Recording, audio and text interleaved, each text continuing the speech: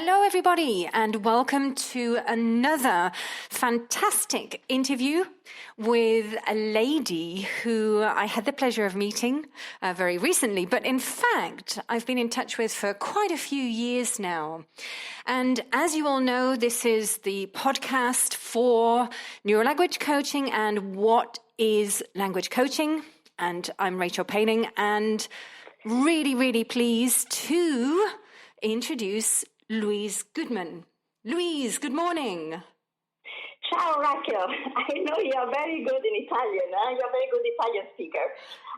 So first of all, thank you so much for giving me the opportunity to share with you and the audience some thoughts about what is the future of language coaching. I'm honored. I would say, yes, a start of the global language industry. Fantastic, Louise. And I'm really curious because I know you have some very interesting background that maybe will help also to shape and understand this question, what is language coaching? So, Louise, can you tell the listeners a little bit about you and your background and experience? Sure. Actually, three things and learnings from my background that I think are relevant to our discussion. First one, I have an international upbringing, a family, culture, and location. Thanks to that, Rachel, I understood very early in my life the importance of English as a lingua franca. Right. And by the way, I just saw that the Delta publisher has published a new book that is called From ESL to ELF. Okay? Wow. Yeah. Interesting, yes. Yeah, very interesting.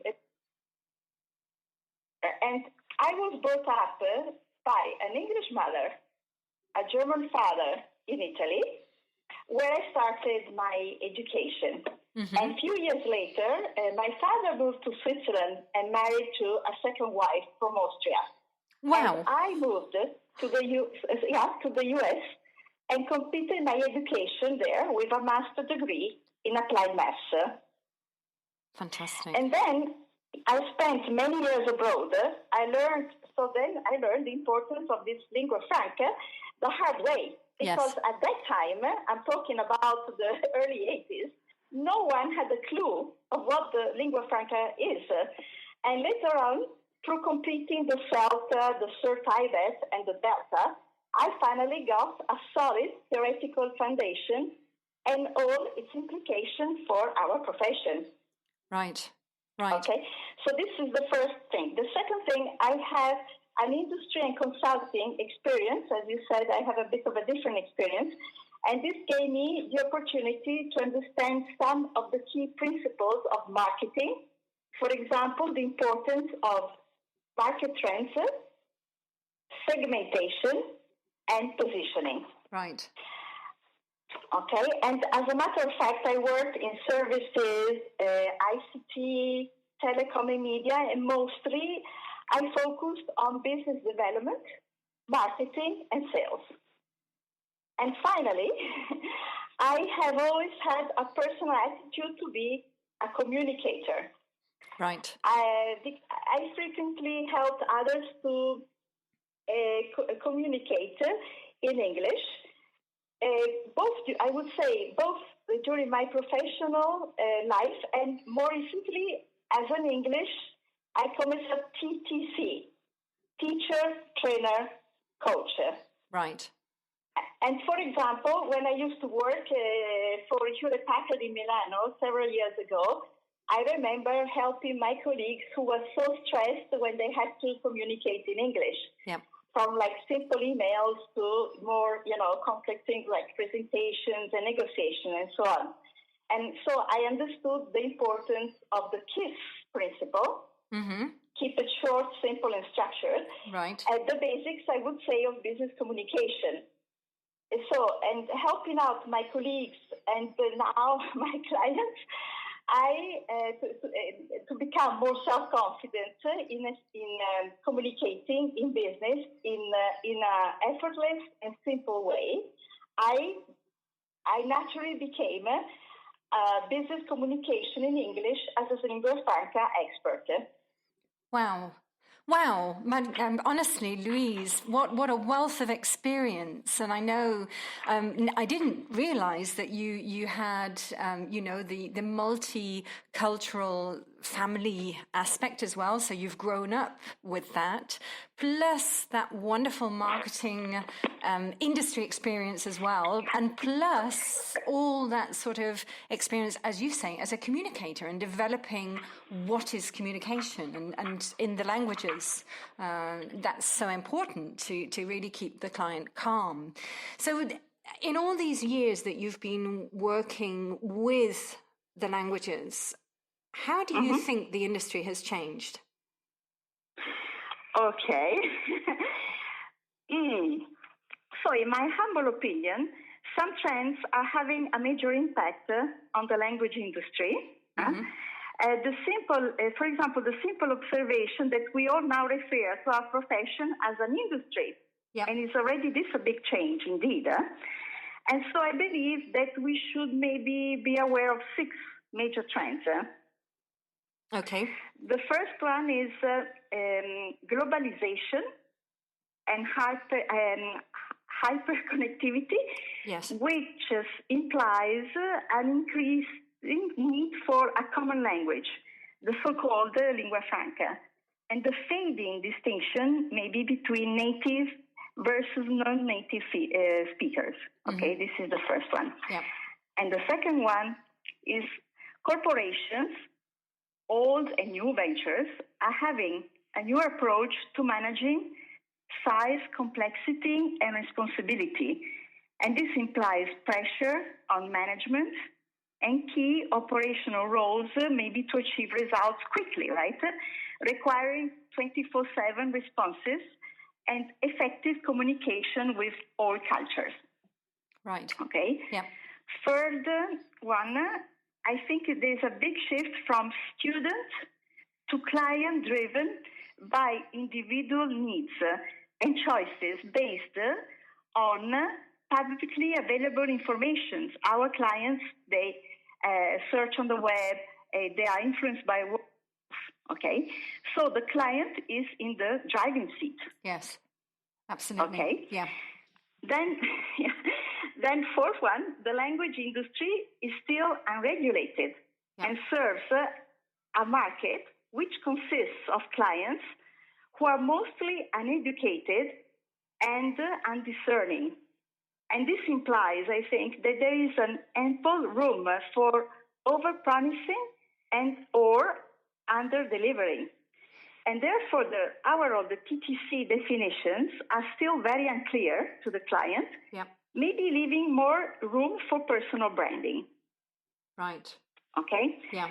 Number 5, the fact that the client is uneducated makes it also very challenging for us as professionals who are we are all in the process of innovating the portfolio of the language industry services. So this is a huge marketing effort. And this is a key stage in all new developing markets.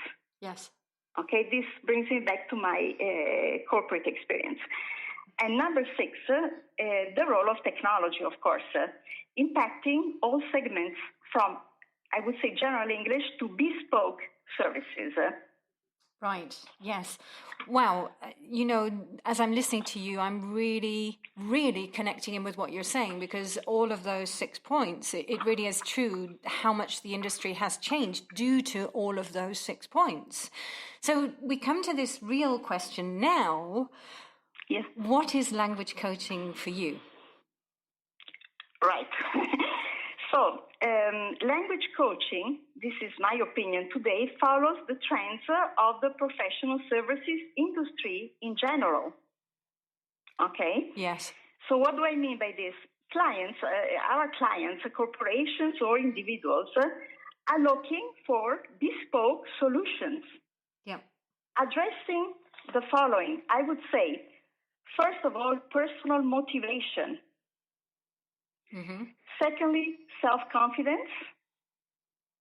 Thirdly, total flexibility. Yeah. And lastly, on-the-job training. This is also based on a research done by LinkedIn and my own experience, and of course with the goal of achieving. Our clients have the goal of achieving quick and measurable results. Right. So the clients are so focused, right, on reaching their goals to grow professionally, that I think that the distinction between the role of teacher, trainer, coach, and whatever is increasingly blurring. Yes. And at the same time, competence in whatever we are delivering and the ability to build long-lasting and value creation relationships, right, with our clients are key to be successful in our industry. Totally agree right? with you. So, Rachel, in this scenario, neuro-language coaching, I think, is a very good example of bringing, I think, a major contribution in addressing motivation, self-confidence, right, and other hurdles, and I think helping the client achieve tangible results in a shorter time frame. Well, thank you, Louise. It's absolutely. And, you're right. There is a blurring in the market. And this is, the reason that we're doing this podcast, to bring some clarity not only to us in the profession, but also to our clients and to the market, to help them to discern a little bit the people really with that experience. And I mean, you have some amazing coaching experience as well, which you are bringing and discerning from maybe trainers who don't have that. And I think that's very important for clients to understand. What do you think? Mm-hmm. Absolutely. And I think it's also a big effort from our side to educate the market. Right. And this is true when you have to develop a new market. This has always been true. You spend, quite a while educating the market. I think we are in this phase in our profession. Yes. Yes, and it's a joy to actually, take part in this mammoth change and bringing, I would say, language into the limelight a little bit more, because we know, as you say, we have a globalized world, we have instant communication, so we need languages. And then secondly, to really shape language into being, I keep saying this, Louise, and I think you'll agree with me. There are so many frustrated learners out there they've been in the washing machine, they keep going in the washing machine year in, year out. They go to the language school, they get in the cycle, they get tossed around in the washing machine, they come out at the end of the year, and they're back in again at the same cycle the next year. Yeah, right. Absolutely. Yeah. And I think maybe helping them understand that the working context gives them the huge opportunity of learning. Yes, absolutely. Okay, but they need to be trained on how to do it. Right. And we are entering into this wonderful phase of let's learn how to learn. Absolutely. Each and every one of us. Yes. So how do you see the future of the language industry? Wow, this is a tough one, Rachel. So I give you my point of view. So the language industry landscape for business English communication, will be shaped by two divergent trends, I think, in the next decade. Mm-hmm. So first of all, standardization of language teaching approaches and increasing use of artificial intelligence. Right. By starting from general English and transactional lingua franca. So I mean, for example, order processing, claims management, supply chain management, call centers operations, Yes. That is transactional. And then, on the other hand, customization bespoke services to address business communication needs of executives and key professionals, leading to the need for professional service providers as us to cover the whole spectrum of TTC, portfolio of required skills. And actually, I gave a webinar presentation on this, the idea of the connectedness of knowledge. Right, right. Okay, and so in my opinion, those two trends are likely to result in an increasing cross-segment competition and increasing efforts by professional service providers, right, to uniquely position themselves. So I'm speaking about personal branding, right? Yes. And so this is back to a very old marketing say that we used to use a lot, when I worked for Hewlett Packard, for example. Marketing is everything, and everything is marketing. Right, right. Wow. Just winding back a little bit, how can people see that webinar, Louise? I haven't understood the question. You mentioned that there was a webinar that you've recently done. Yes. On the BESIG website. Right. Fantastic. Yeah. So people can still on connect. July 1st. I gave the webinar on July 1st. Right. And can people still connect into that webinar? I think they have to be BESIG members. Okay. So a little note to all our listeners: if you wanted to listen to Louise's webinar, do become a member of BESIG, which is the Business English group. Very, very competent group with the whole development of Business English. And there you can find that amazing webinar from Louise. And Louise, definitely hoping to hear much more from you. I know that you're very, very active in Italy, and I think out of Italy as well. Is that right? Yes, because, well, I work in Italy. I also work via Skype, so I have some international clients. But I also, do a lot of professional development, and this is mainly abroad, I must say. Fantastic. Okay. Fantastic. Yeah, my network is international. Yeah. Yes.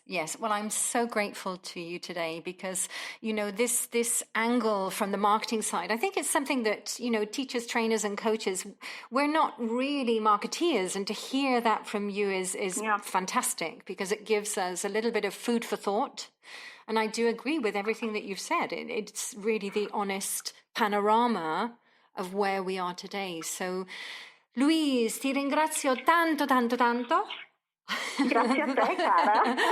And I really hope, that our paths will cross soon and that we meet somewhere on the earth. Last time it was in Romania. Yes. Who knows? Right.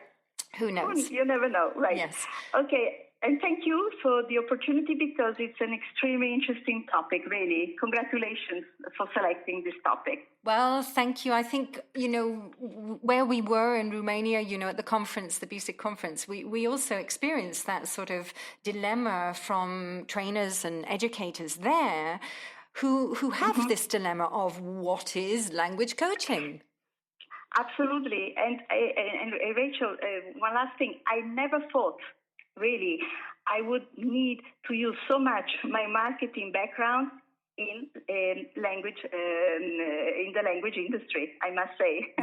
Right. So we have all the dynamics of any kind of service industry sector. Yeah. Yeah. And, Louise, just as a little bit of a final comment, I think, in some ways, we're blasting through what has maybe been a 50-year language learning approach. Okay, we've had different methods and different types, but really the kind of way of delivery has been the same. And now we're in that stage where we're really blasting through this because we want people to be learning faster and more efficiently, and we want to get those results. Absolutely, and they don't have to suffer so much because they think that becoming experts in improving their business English communication is suffering, studying, all this kind of stuff. Okay. Yes. And it's a real challenge, but as you say, it's also very exciting to maybe make them understand that it's really not that way. Actually, it should be kept very simple, okay? Yes. And I think the principles of communication get more important than the ones of just English, okay? Yes, I totally agree. And for every language. not only English. Yes. Yeah. Wow. Everything is simplified. Yeah. Okay. Yes. So thank you, Louise, and thank you to the listeners today. And do join me next week for some more amazing interviews with other professionals like Louise in this language world. Thank you, everybody. Bye-bye.